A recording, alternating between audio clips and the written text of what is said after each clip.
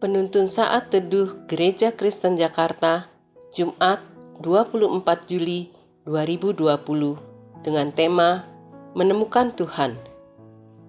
Firman Tuhan diambil dari Esra 8 ayat 15 sampai 23. Aku menghimpunkan mereka dekat sungai yang mengalir ke Ahawa, dan di sana kami berkemah 3 hari lamanya.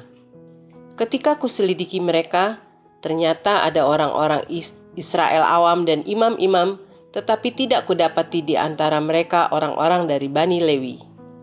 Sebab itu, aku mengirim Eliezer, Ariel, Semana, Elnatan, Yarib, Elnatan, Natan, Zakaria, Mesulam, yakni kepala-kepala kaum keluarga, dan Yoyarib dan Elnatan, yakni pengajar-pengajar.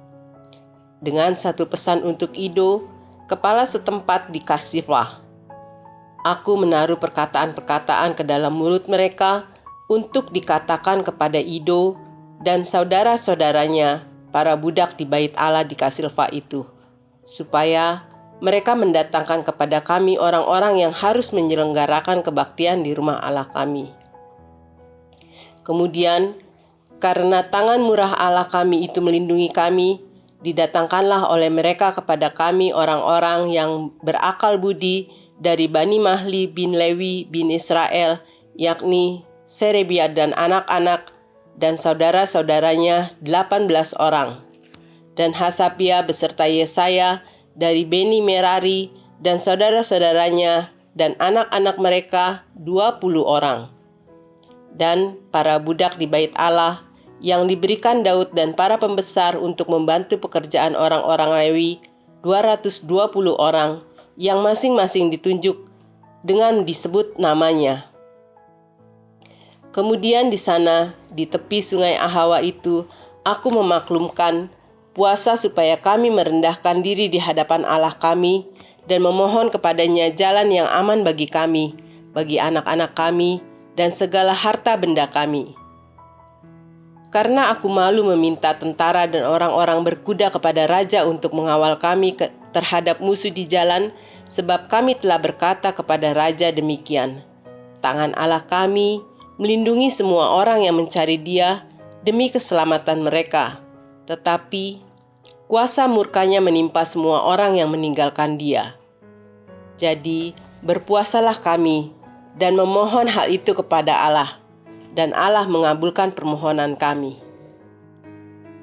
Beberapa waktu lalu, ketika membereskan buku-buku, secara kebetulan saya menemukan sepenggal karya dari anak saya waktu ia masih kecil. Ia menulis, "Terima kasih Tuhan, Engkau berikan mama yang menyiapkan makanan dan minuman setiap hari, yang menjagaku saat aku sakit." Begitulah cara anak saya bersyukur untuk berkat yang ia terima dari Tuhan.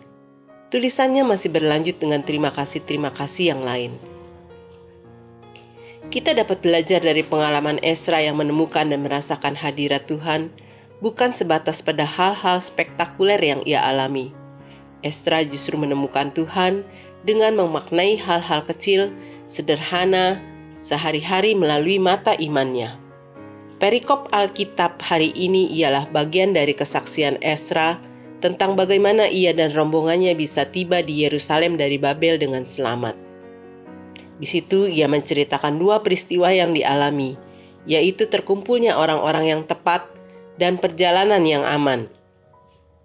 Bukankah kedua peristiwa itu tampak biasa saja? Yang bukan umat Allah pun bisa mengalami kedua hal tersebut. Tetapi Esra melihat kedua peristiwa itu dari sudut pandang iman, sehingga ia merasakan kehadiran dan penyertaan Tuhan dengan jelas.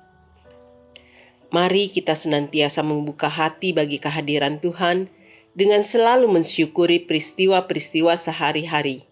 Semua itu terjadi karena kebaikan dan perkenan Tuhan, sehingga tidak ada hari yang berlalu dengan biasa, sebab selalu ada campur tangan Tuhan yang luar biasa. Kiranya renungan pada hari ini menguatkan kita. Tuhan memberkati.